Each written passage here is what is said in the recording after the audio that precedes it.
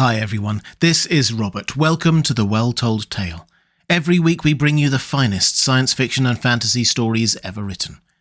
We return for part 6 of Journey to the Centre of the Earth by Jules Verne. Our heroes are finally under the earth, but after walking for days have now nearly run out of water. The professor seems indefatigable in his attempts to reach the centre of the earth, but their priority must surely be to replenish their supplies before all is lost. It's time to pull up a chair, relax, and enjoy part 6 of Journey to the Centre of the Earth by Jules Verne. Chapter 21. Compassion fuses the professor's heart. Next day we started early. We had to hasten forward. It was a 3 days' march to the crossroads. I will not speak of the sufferings we endured in our return. My uncle bore them with the angry impatience of a man obliged to his own weakness. Hans with the resignation of his passive nature.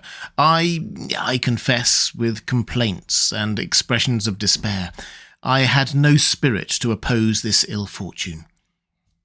As I had foretold, the water failed entirely by the end of the first day's retrograde march. Our fluid ailment was now nothing but Jinn, but this infernal fluid burned my throat, and I could not even endure the sight of it. I found the temperature and the air stifling. Fatigue paralysed my limbs. More than once I dropped down motionless. Then there was a halt, and my uncle and the Icelander did their best to restore me. But I saw that the former was struggling painfully against excessive fatigue and the tortures of thirst. At last, on Tuesday, July the 8th, we arrived on our hands and knees and half dead at the junction of the two roads.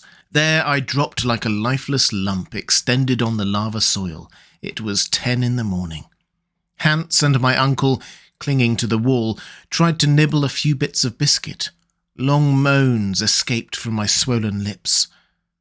After some time, my uncle approached me and raised me in his arms. "Poor boy," said he in genuine tones of compassion.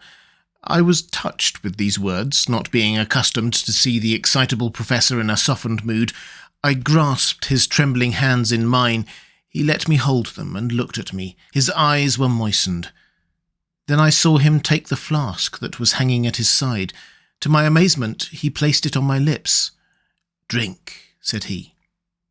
Had I heard him? Was my uncle beside himself? I stared at him stupidly and felt as if I could not understand him. "Drink," he said again.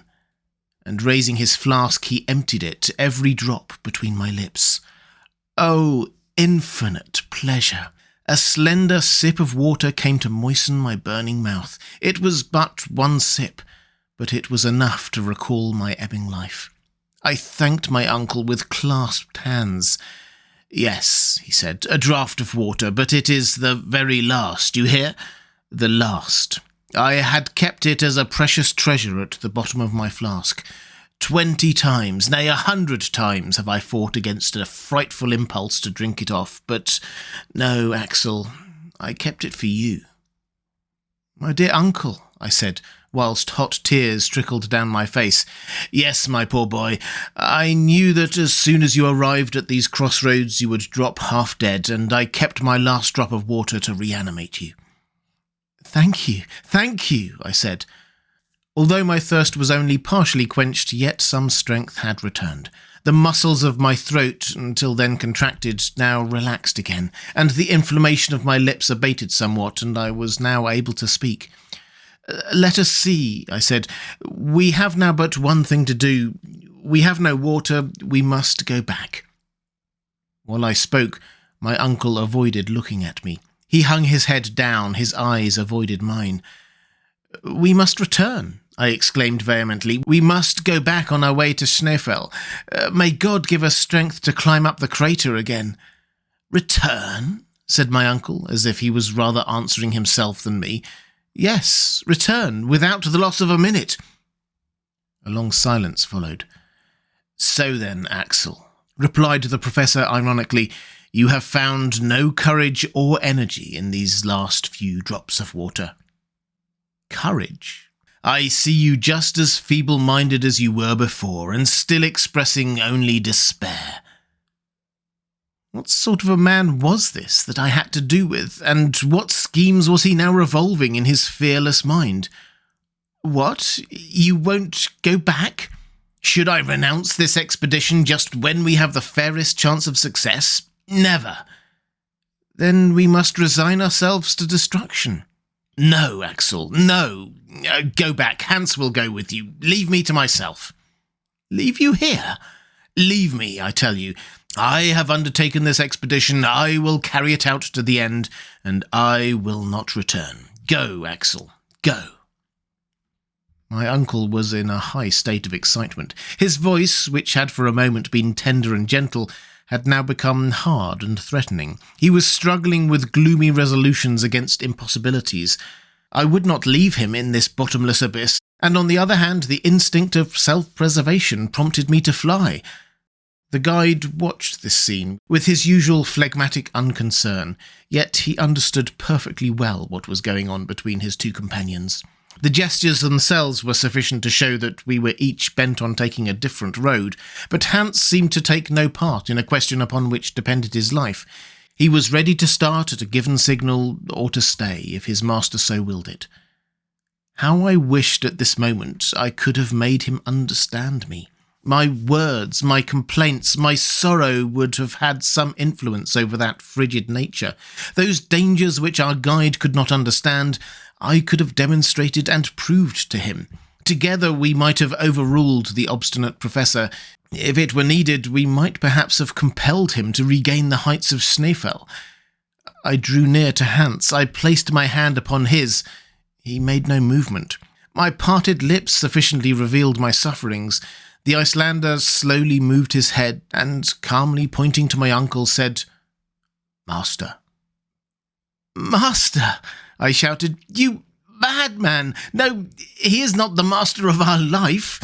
We must fly. We must drag him. Do you hear me? Do you understand?" I had seized Hans by the arm. I wished to oblige him to rise. I strove with him. My uncle interposed. Be calm, Axel. You will get nothing from that immovable servant. Therefore, listen to my proposal." I crossed my arms and confronted my uncle boldly. "The want of water," he said, "is the only obstacle in our way. In this eastern gallery made up of lavas, schists and coal, we have not met with a single particle of moisture. Perhaps we shall be more fortunate if we follow the western tunnel." I shook my head incredulously. "Hear me to the end," the professor went on with a firm voice. "Whilst you were lying there motionless, I went to examine the conformation of that gallery. It penetrates directly downward, and in a few hours it will bring us to the granite rocks. There we must meet with abundant springs. The nature of the rock assures me of this, and instinct agrees with logic to support my conviction. Now, this is my proposal.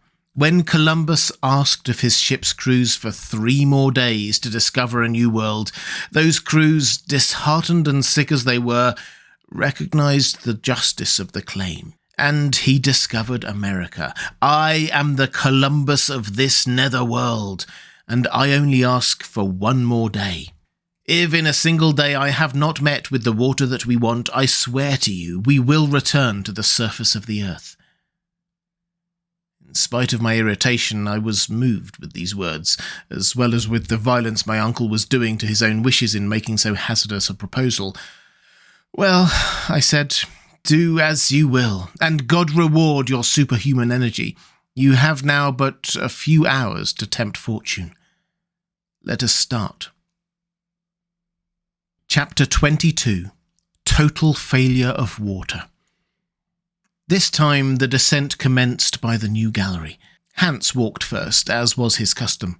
We had not gone 100 yards when the professor, moving his lantern along the walls, cried, "Here are primitive rocks. Now we are in the right way. Forward." When in its early stages the earth was slowly cooling, its contraction gave rise in its crust to disruptions, distortions, fissures, and chasms. The passage through which we were moving was such a fissure, through which at one time granite poured out in a molten state. Its thousands of windings formed an inextricable labyrinth through the primeval mass. As fast as we descended, the succession of beds forming the primitive foundation came out with increasing distinctness. Geologists consider this primitive matter to be the base of the mineral crust of the Earth, and have ascertained it to be composed of 3 different formations: schist, gneiss, and mica schist, resting upon that unchangeable foundation, the granite. Never had mineralogists found themselves in so marvellous a situation to study nature in situ. What the boring machine, an insensible, inert instrument, was unable to bring to the surface of the inner structure of the globe, we were able to peruse with our own eyes and handle with our own hands. Through the beds of schist, coloured with delicate shades of green, ran in winding course threads of copper and manganese, with traces of platinum and gold. I thought, what riches are here buried at an unapproachable depth in the earth, hidden forever from the covetous eyes of the human race. These treasures have been buried at such a profound depth by the convulsions of primeval times that they run no chance of ever being molested by the pickaxe or the spade. To the schists succeeded gneiss, partially stratified, remarkable for the parallelism and regularity of its lamina. Then mica schists, laid in large plates or flakes, revealing their lamellated structure by the sparkle of the white shining mica.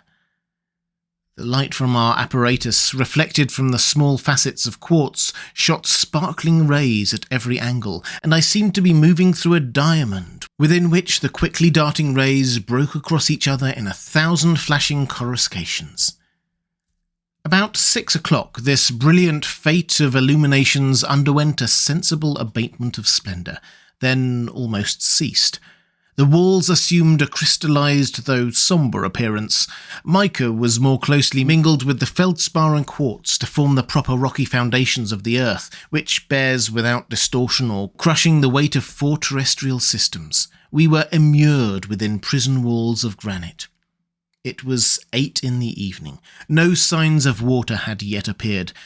I was suffering horribly. My uncle strode on. He refused to stop. He was listening anxiously for the murmur of distant springs, but no, there was dead silence. And now my limbs were failing beneath me.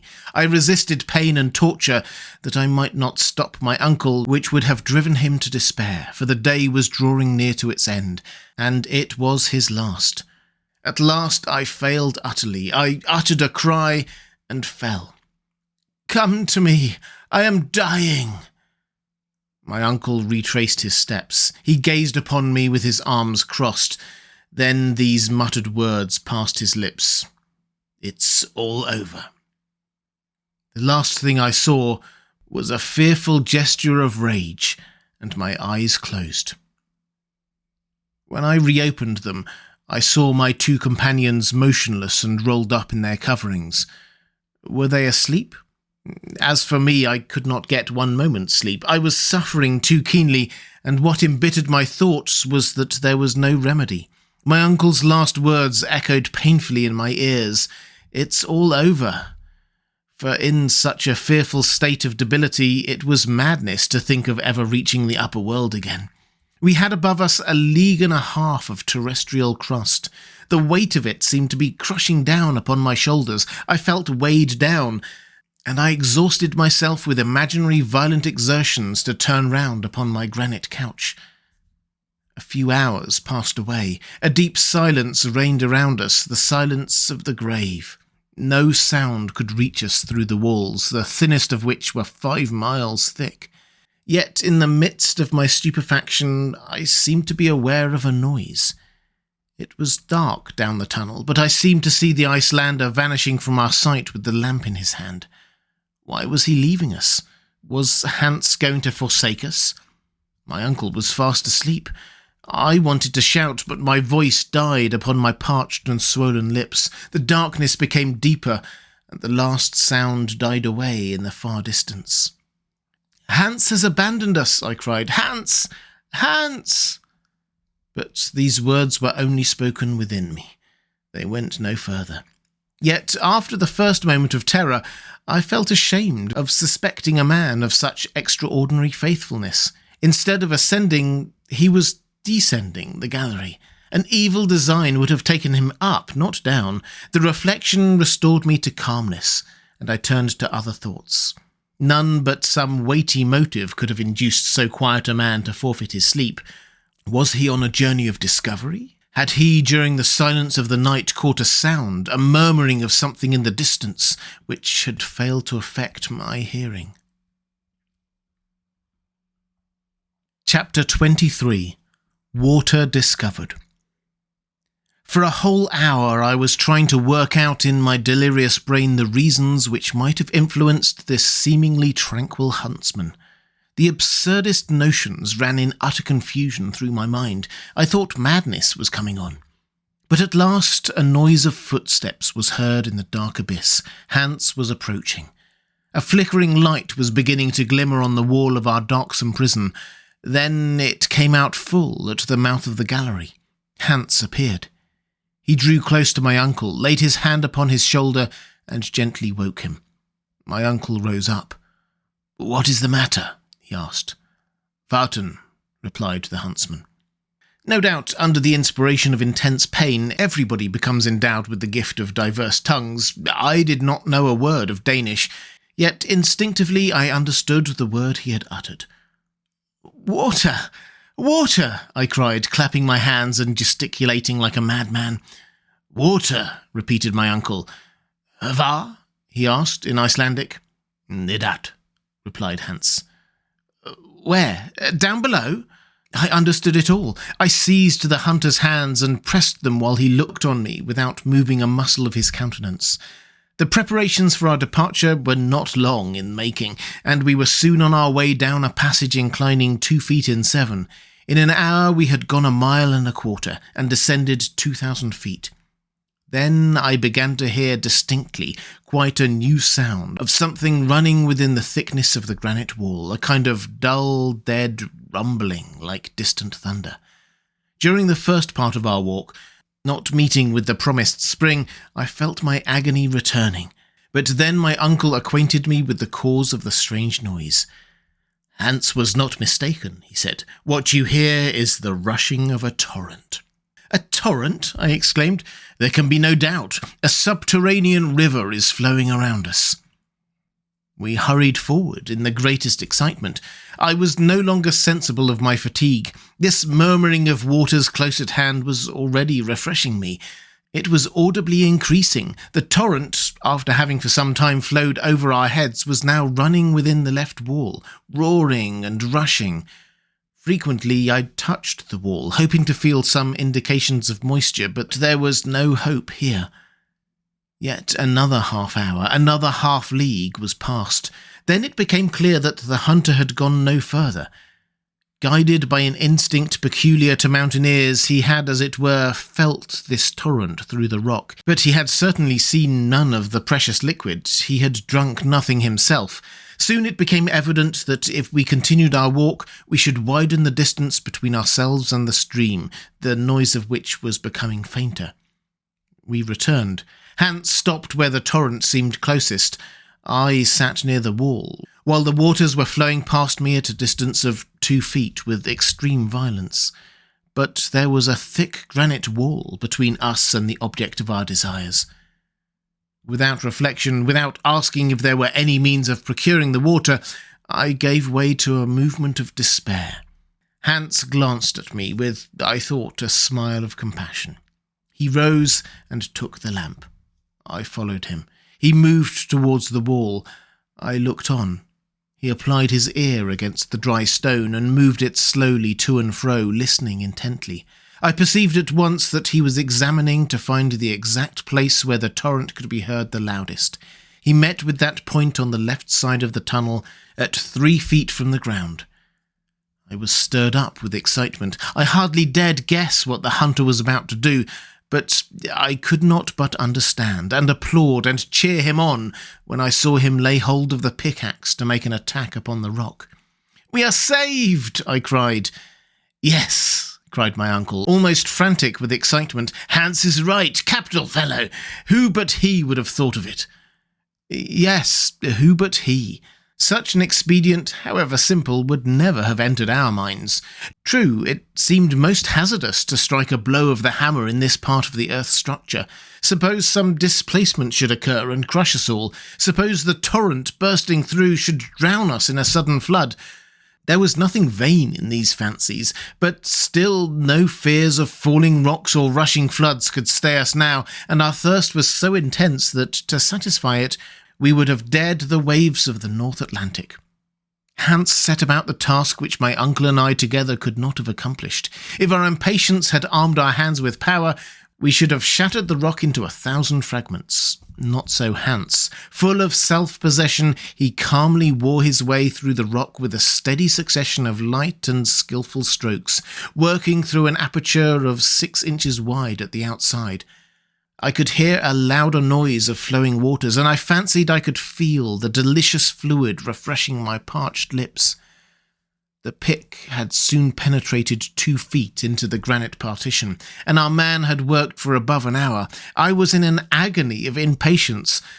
My uncle wanted to employ stronger measures, and I had some difficulty in dissuading him. Still, he had just taken a pickaxe in his hand, when a sudden hissing was heard, and a jet of water spurted out with violence against the opposite wall. Hans, almost thrown off his feet by the violence of the shock, uttered a cry of grief and disappointment of which I soon understood the cause. When plunging my hands into the spouting torrent, I withdrew them in haste, for the water was scalding hot. "The water is at the boiling point," I cried. "Well, never mind, let it cool," my uncle replied. The tunnel was filling with steam, whilst a stream was forming, which by degrees wandered away into subterranean windings, and soon we had the satisfaction of swallowing our first draught. Could anything be more delicious than the sensation that our burning, intolerable thirst was passing away, and leaving us to enjoy comfort and pleasure?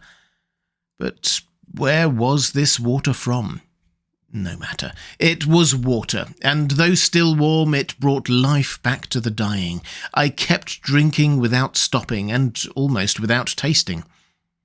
At last, after a most delightful time of reviving energy, I cried, "Why, this is a chalybeate spring." "Nothing could be better for the digestion," said my uncle. "It is highly impregnated with iron. It will be as good for us as going to the spa or to Blitz. Well, it is delicious."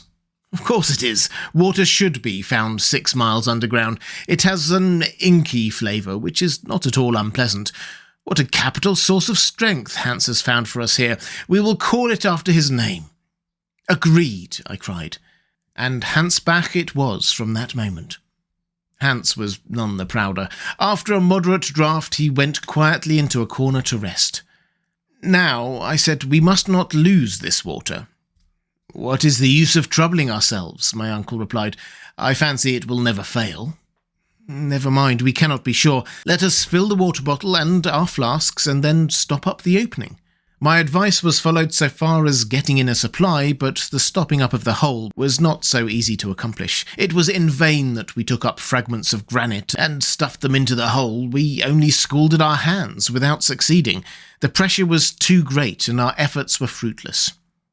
"It is quite plain," said I, "that the higher body of this water is at a considerable elevation. The force of the jet shows that." "No doubt," answered my uncle.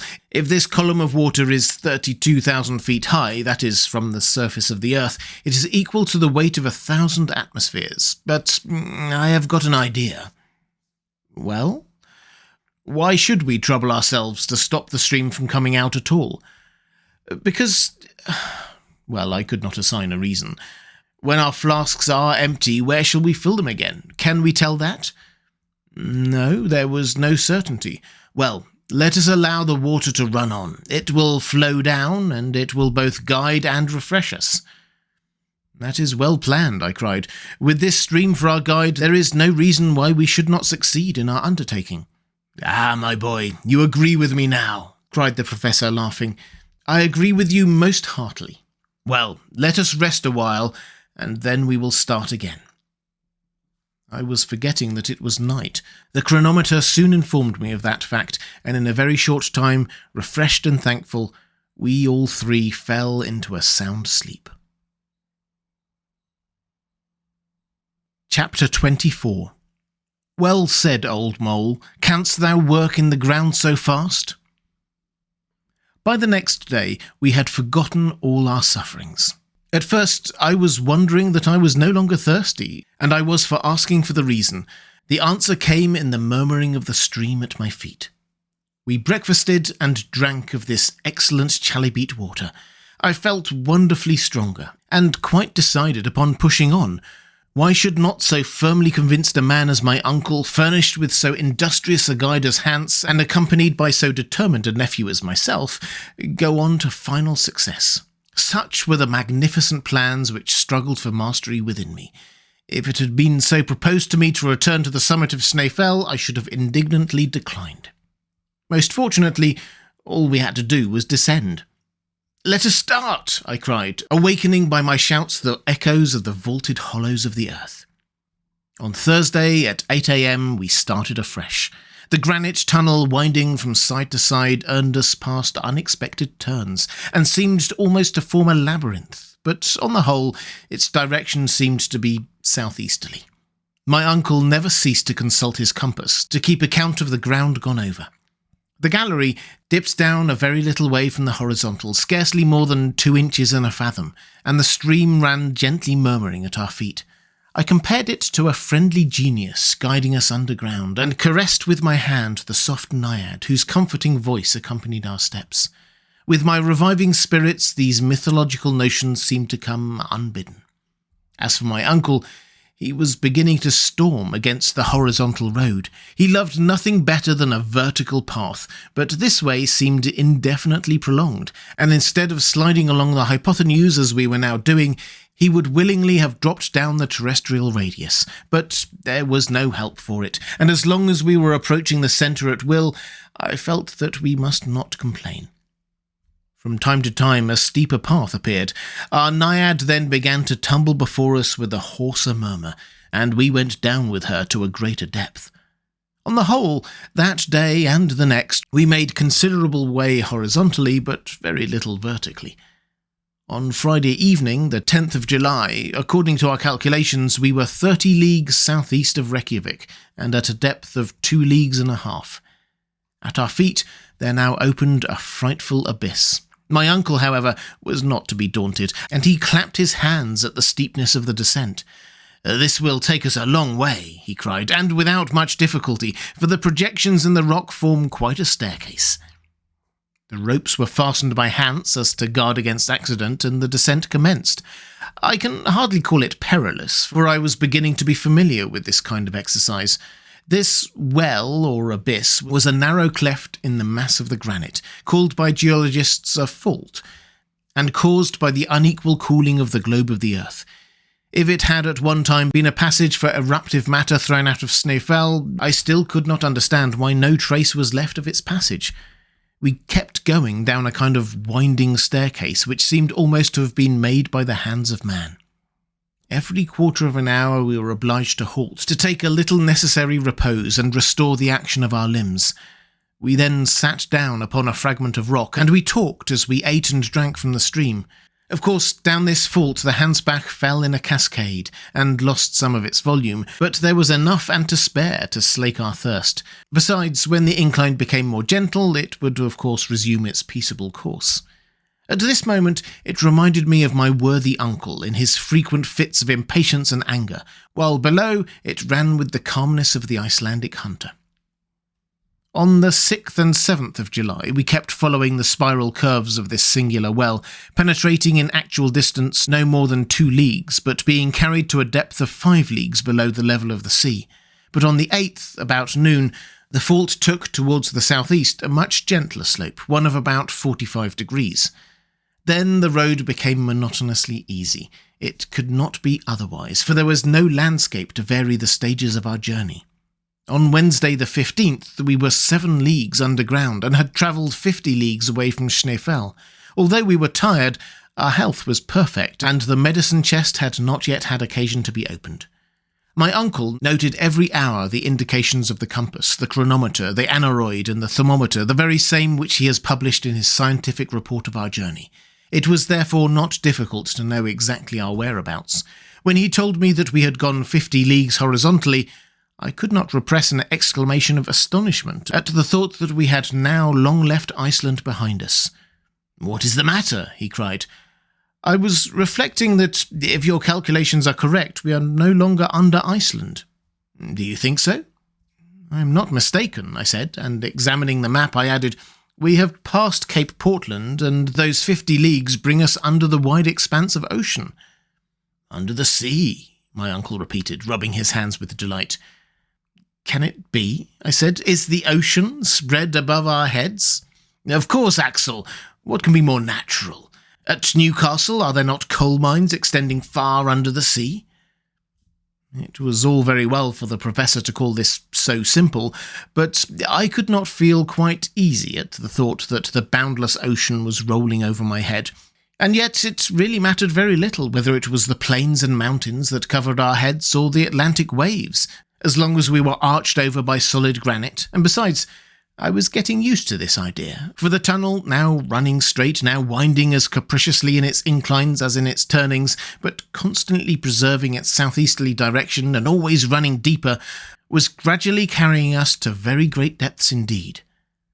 4 days later, Saturday, the 18th of July, in the evening, we arrived at a kind of vast grotto, and here my uncle paid Hans his weekly wages, and it was settled that the next day, Sunday, should be a day of rest.